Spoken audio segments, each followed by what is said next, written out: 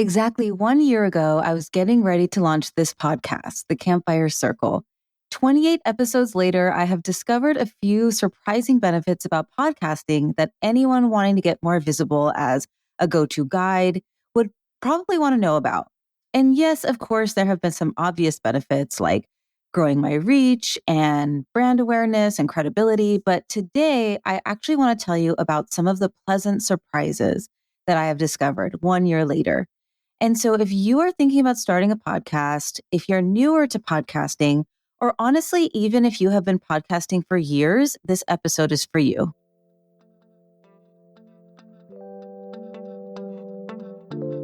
Three, two, one. Welcome to the Campfire Circle. I'm your host, Tanya Bhattacharya, and I empower purpose-driven women in building influential personal brands that drive change and raise revenue. We all talk about getting a seat at the table, but why though? Who wants to sit in a stuffy boardroom anyway? Let's reimagine the ultimate space of leadership as a campfire circle, where we share stories that inspire movements, build brave communities to huddle together with for warmth, and where there is always room. Come sit with us. Okay, so before we get into it, let's just rewind it back one revolution around the sun as I was getting ready to birth the Campfire Circle podcast into the world. So my intention, what I really wanted to do with this podcast was to have vulnerable and helpful and authentic conversations about marketing, about growing a consultancy or a small business through the practice of thought leadership. I wanted to talk about navigating systematically limited beliefs around showing up as that go-to voice in our niche, as that practice guide. And by doing so, I really wanted to shine a light on our collective experiences of imposter thoughts, of perfectionism, right? So that folks could really begin to see and recognize the systems that are making us feel this way and to understand that we're not alone in this, right? That you're not alone in this experience. And so I knew these conversations were obviously going to be intimate and deep and kind of longer. So a podcast felt like the best way to do that. And my hope was that it would ripple out beyond these conversations, these recorded, podcasts that are in your ears, and build enough resonance and maybe build enough of like a movement for others to begin having similar conversations in their own spaces and communities, even if I was never necessarily part of those conversations, right? So with that intention in mind, 28 episodes later, we are here. And I have been reflecting on the outcome, right? 1 year later, like what has gone on. And as I've sat with it, there have been 5 surprising benefits of launching and hosting a podcast that have really come to mind for me. And so I'm going to share those with you today. And so the first one is really being able to practice emergent conversations that have sharpened my listening skills. And so when I listen to my earliest episodes, I can't help but remember how in control of the conversation I wanted to be. I had my questions already, and I had this shape of where I wanted the conversation to go, like these preconceived notions of what we had to talk about. And to some extent, that's fine because some level of preparation is important. But I think there's an art and a beauty to finding the spirit of what needs to be shared and letting the conversation go where it's meant to go. And so one of my key influences is Adrienne Marie Brown. And I've shared a couple of times, I think, on this podcast and kind of anywhere I go, that I think her book, Emergent Strategy, is just required reading for anyone involved in change work, which if you're listening to this, you are most likely interested in the practice of thought leadership. And so you are interested in change work by definition, And by the way, I define thought leadership as a practice of using our passion, our experience, and our credibility as fuel to spark trust and community as we imagine and shape the future together for the better. So essentially, long story short, it's using the innate gifts that we already have to foster just change. And so one of the principles of emergent strategy in the book is less prep, more presence. Another one is there's a conversation in the room that only these people at this moment can have, find it. And so the only way to get there in a live podcast conversation is to let go of the like just to let go. It's just to let go so that we can ramble together. And that might mean we won't get to a certain question I really wanted to ask, or, a certain point I really wanted to get across. But that doesn't matter because we will get to some other delightful destination that I maybe had no idea was even available to us. So as an example, in episode 12, I interviewed Lola Bakary, who's a friend of mine, and she's an inclusive marketing strategist and an advisor for household name global brands. And so I asked her the story of what she's grown through to become the guide she is today, like I do in every single episode. And something caught me about what she said in her story. And so, yeah, I could have barreled ahead to my next pre-prepared question, like question number 2, in service of checking off the list and finishing in time. But I just had to pause and put an exclamation point on what she had shared about always having been an advisor, even when she was a young child. And so that made me remember how I tried to create a brand for my family when I was a kid, calling an important family meeting so that we could all get on the same page about our family color, our family animal, and other very, very key points. And I think our color was pink. I think our favorite animal was dinosaur. I would have been more strategic now, but the point still stands. We usually have a innate skill set, calling. We are usually just meant to do something specific. And there's generally some remnant of that in what we do today. And so let's reflect on those experiences and talk about it as we build our brand. That is such a way to dismantle imposter thoughts, once we realize that we have been doing this stuff our whole lives. So how could we ever be an imposter? And so that unscripted moment in the conversations, it changed the way our conversation happened between Lola and I. And we've continued that conversations, right, in a variety of ways as we've continued to realize that we are meeting a moment that has been waiting for us since childhood. And so I think there's a couple of reasons why we try to control a conversation or try to stick to a script versus letting it be emergent.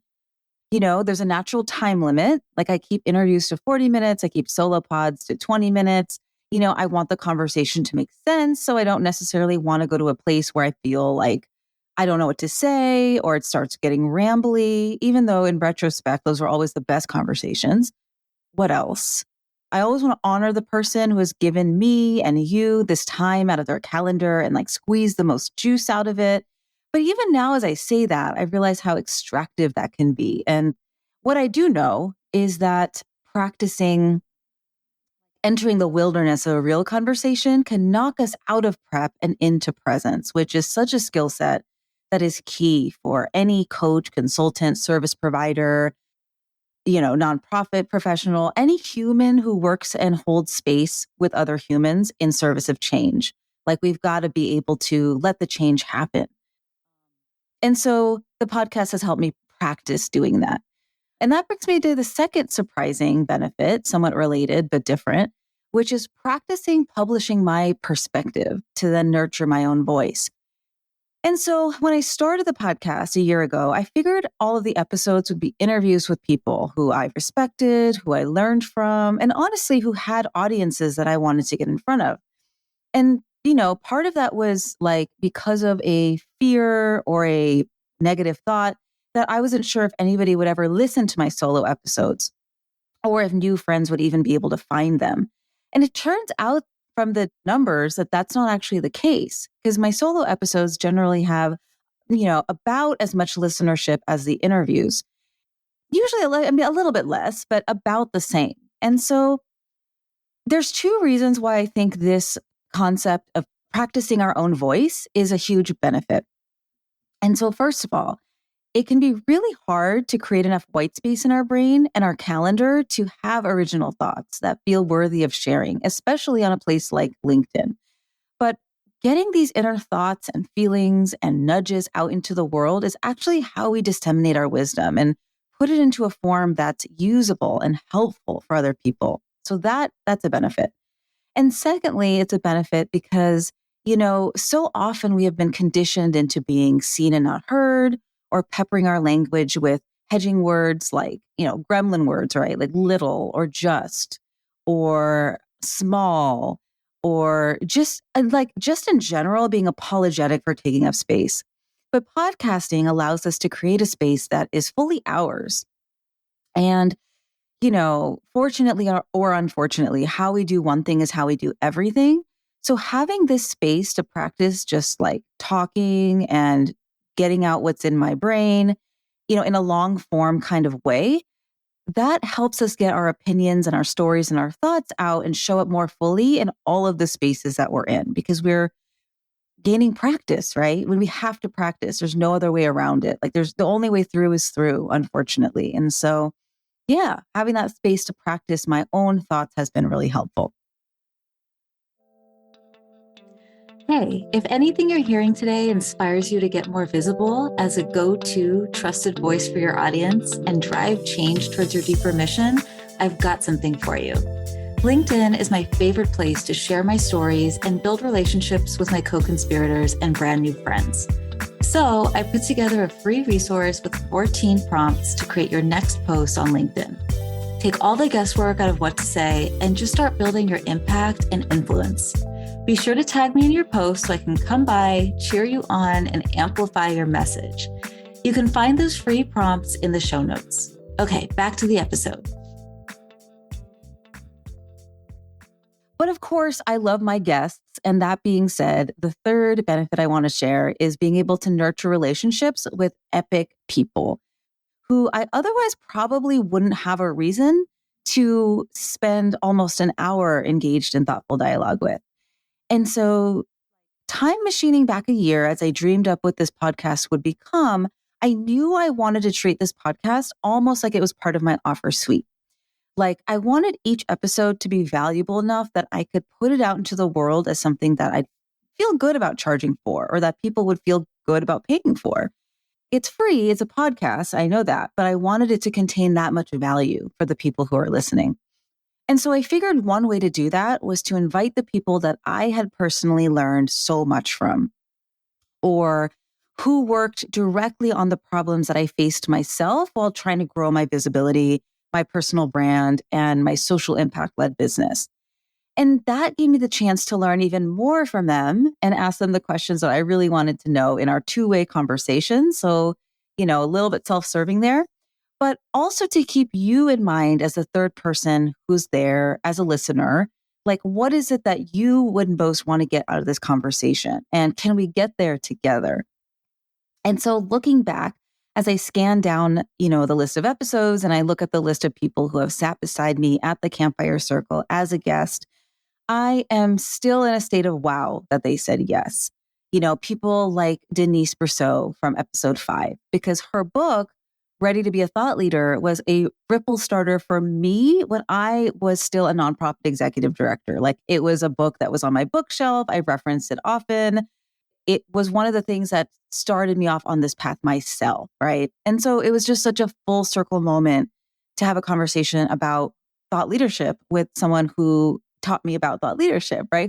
Someone who I regard as like the queen of this work. Or Ruchika Tulshan in episode 17, because she co-authored the viral, impactful, paradigm shifting article, Stop Telling Women They Have Imposter Syndrome, in Harvard Business Review. She co-wrote that with Jodi Ann Burey. And so being able to talk about the practice of inclusion with her, who like literally wrote and published the book on this, was such a fangirl moment.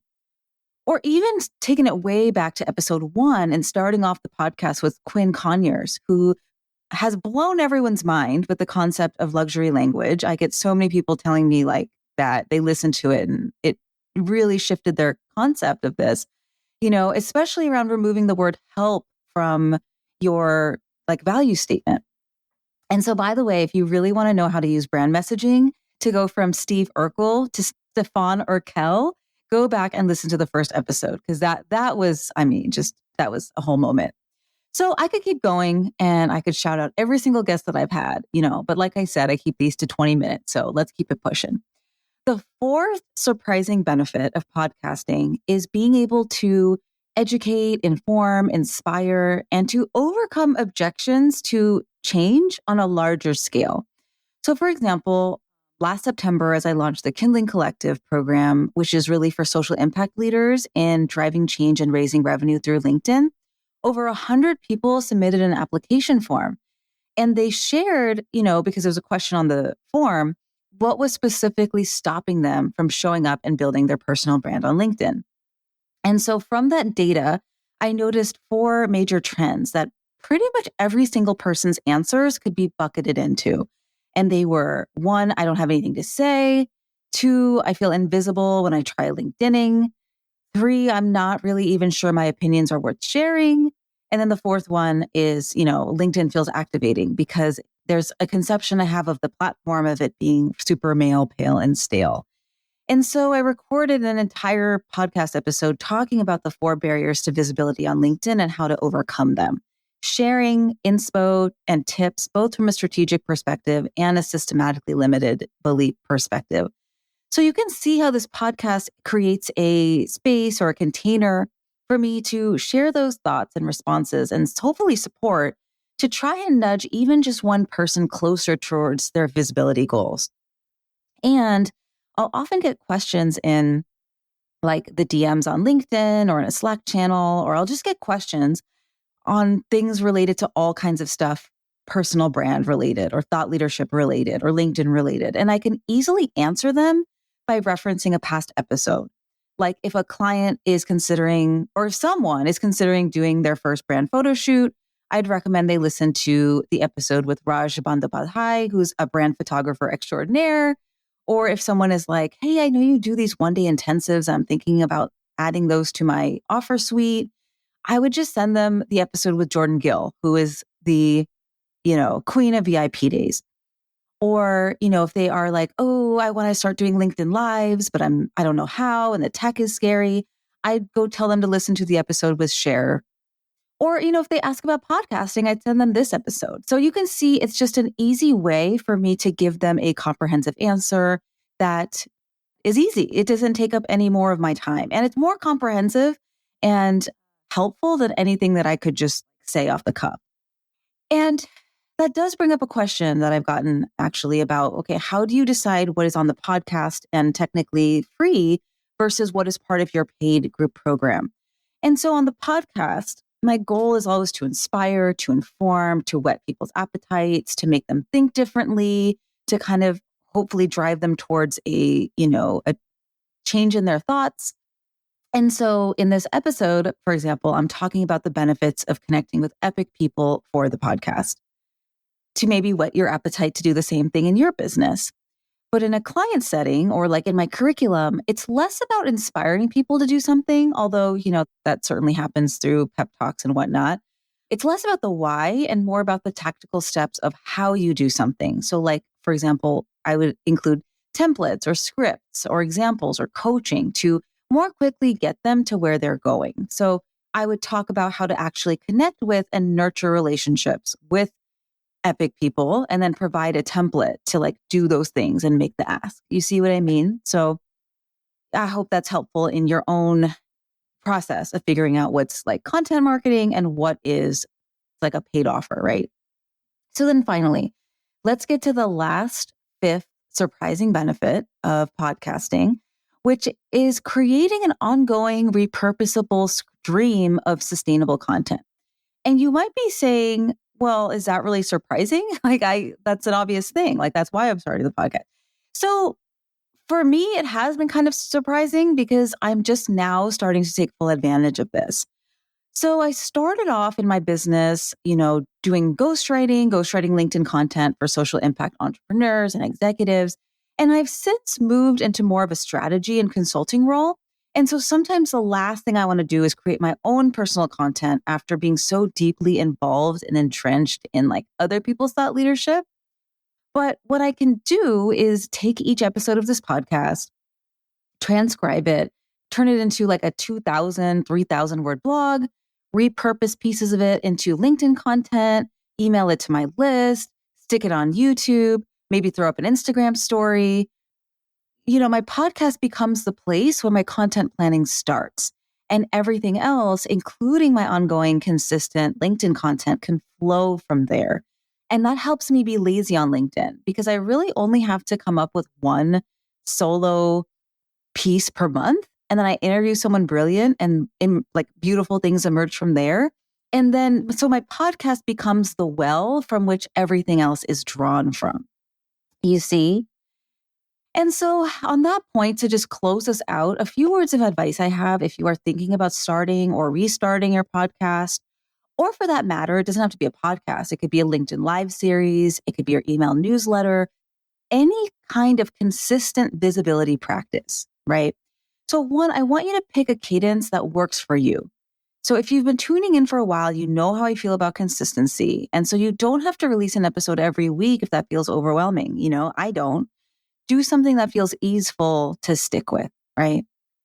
And then if you're feeling any of the barriers I mentioned earlier, like the systematically limited beliefs, go listen to that other podcast episode that I'm linking in the show notes and know that you are in great company because every podcast host that you love listening to, that you follow, that you listen to their episodes the day they come out, they probably felt that way too once, right?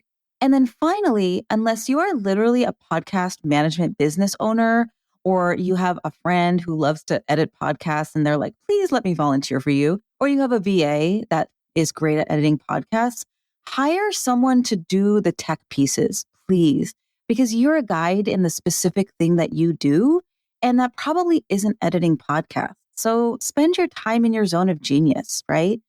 That would make me happy. And I am so grateful to my podcast editor, Rosa, and her team at Idea Blossoms, because this podcast would not happen without them. So thanks, Rosa, and thank you for listening. I'll see you next time. What'd you think? Leave us a review on Apple Podcasts, or even better, reach out and let me know through lumosmarketing.co. Yes, that's Lumos, as in the illumination spell from Harry Potter. Because when you shine, magical things happen.